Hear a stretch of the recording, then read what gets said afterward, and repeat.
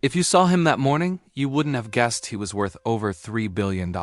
Victor Langston, real estate mogul from New York, stood in a tailored suit on the edge of St. Peter's Square, checking his Rolex.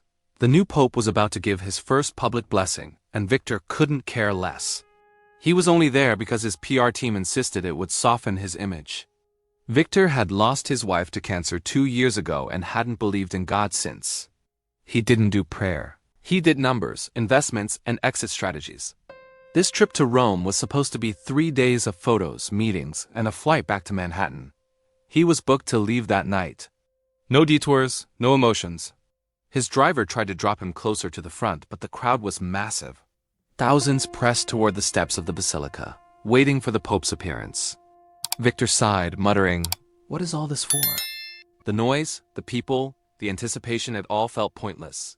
As he turned to leave, something caught his eye, a flash of movement near the stone columns. A small dog, ribs showing under matted fur, limped between legs and folding chairs. No one noticed it. No one helped. But for some reason, Victor couldn't look away. The dog was older, with a strange dignity in its slow, deliberate steps. Its eyes scanned the crowd like it was searching for someone it once knew. Victor felt a jolt in his chest, an echo. The dog's eyes reminded him of Eleanor, his late wife. That same quiet, knowing sadness. He shook it off and started walking away, but the dog limped after him, stopping every few steps. Victor paused. "You're wasting your time, pal," he muttered, trying to disappear into the crowd.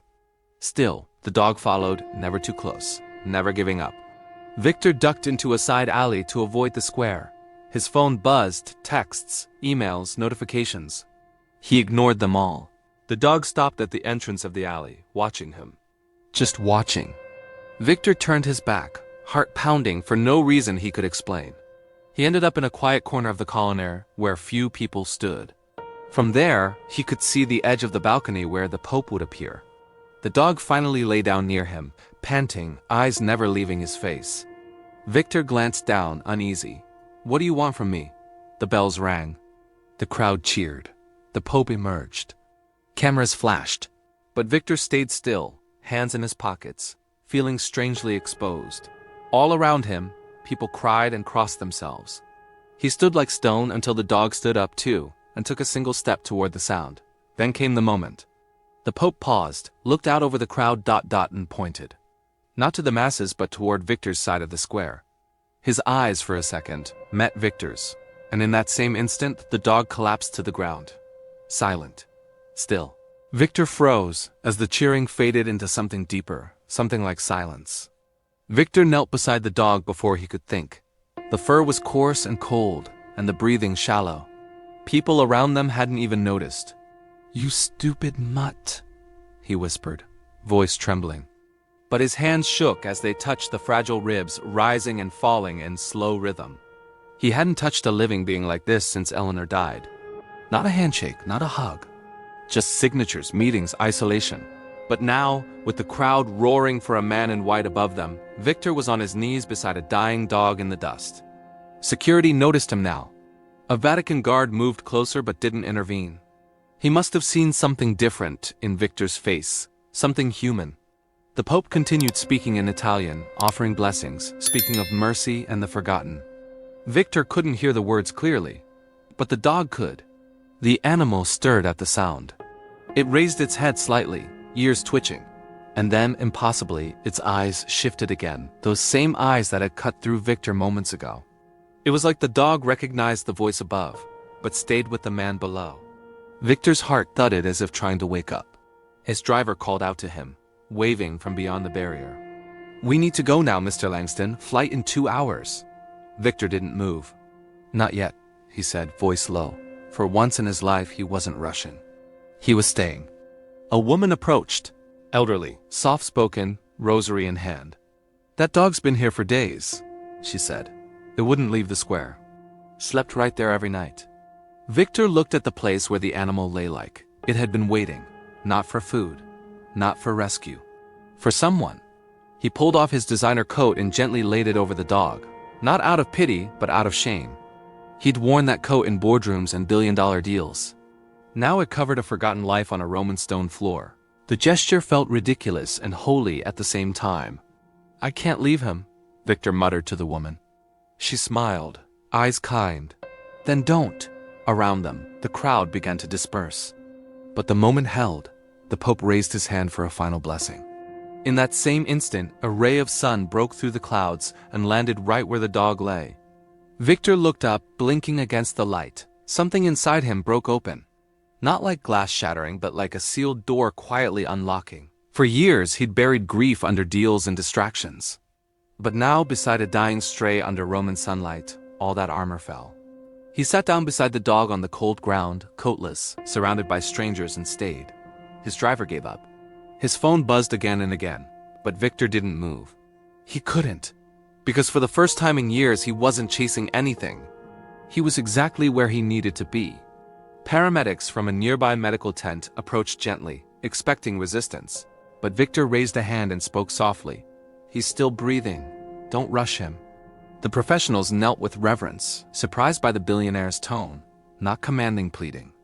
The transformation was unmistakable. The dog was lifted onto a small stretcher. Its tail wagged weakly, once. Victor followed closely, ignoring the whispers and the lenses of journalists who had finally caught on. "That's Victor Langston," someone murmured. "What's he doing with a street dog?" Inside the Vatican's temporary clinic, Victor sat on a wooden bench, watching as the vet worked. The diagnosis wasn't hopeful: malnutrition, dehydration, advanced age. "He doesn't have long," the vet said gently. Victor nodded. "Neither did she," he whispered, the words surprising even himself. The Pope's blessing had ended. Crowds were leaving, news anchors wrapping up live segments. But the story was shifting. Photos began circulating, not of the balcony, but of Victor on his knees beside the dog. The man known for tearing down neighborhoods now knelt for a creature no one wanted. That evening, the Pope released a short message on social media. "Compassion needs no invitation. It arrives when we least deserve it." Underneath, a photo of Victor and the dog. It went viral within minutes. But Victor never saw it. He was too busy sitting beside the animal he now refused to leave. The clinic allowed the dog to stay overnight. Victor insisted on sleeping nearby in a simple chair, jacket long gone. He refused food. Just water. He didn't need comfort. He needed the silence, the closeness. Somewhere between midnight and dawn, the dog laid its head gently on his foot. Tears came then, hot, quiet, impossible to stop. Not for the dog, not just for Eleanor, but for every time he chose work over presence, steel over softness. In that tiny room, with flickering lights and the faint scent of medicine, Victor Langston finally let grief pass through him. The next morning, the dog was still alive barely. But its eyes were calm, its breath steady. A young nurse entered with a question. "What's his name?" Victor looked down, stunned. I don't know," he thought for a moment. "Call him Leo." That was Eleanor's middle name. By noon, donations began pouring into animal shelters across Rome. People tagged #Leo the dog and #Victor, changes in posts filled with prayers and drawings from children. A street musician near the Vatican played Maria with a small sketch of a dog beside his case. That evening, Victor canceled his flight. He didn't make a statement. He didn't hold a press conference. He simply walked out of the clinic with Leo in his arms, wrapped in a blanket. The billionaire had come to Rome to fix his image. Instead, he found something that fixed him. Victor rented a modest apartment just outside Vatican City. No luxury suite, no staff, just a quiet space with stone floors and wide windows. Leo slept beside him every night, curled in a nest of blankets.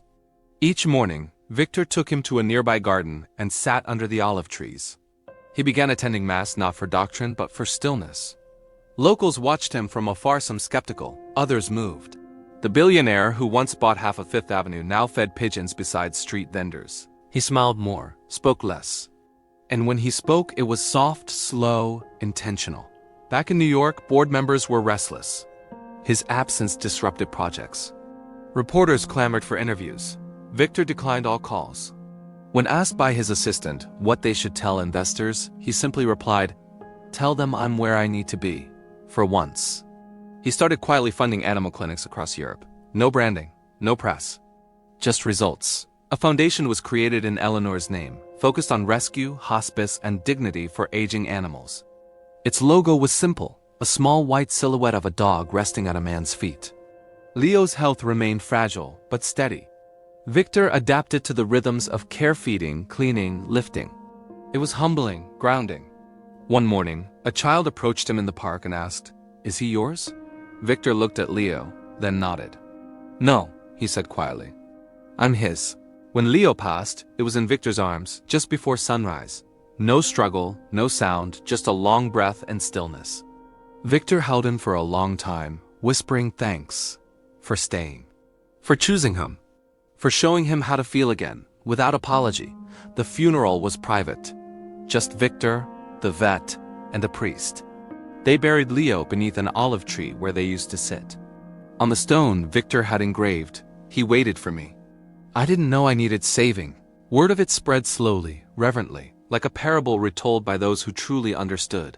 Months later, the Pope mentioned the story during a public homily. "There was a man who had everything," he said.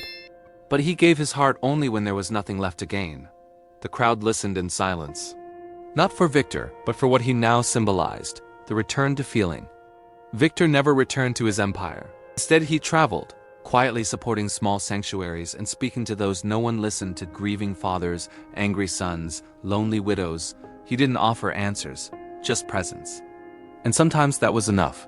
Because in the end, he hadn't just knelt for a dog. He had knelt for everything he'd lost. And in doing so, he'd found the one thing money could never buy. The moment where a man and an animal meet, and both recognize the brokenness and beauty in each other.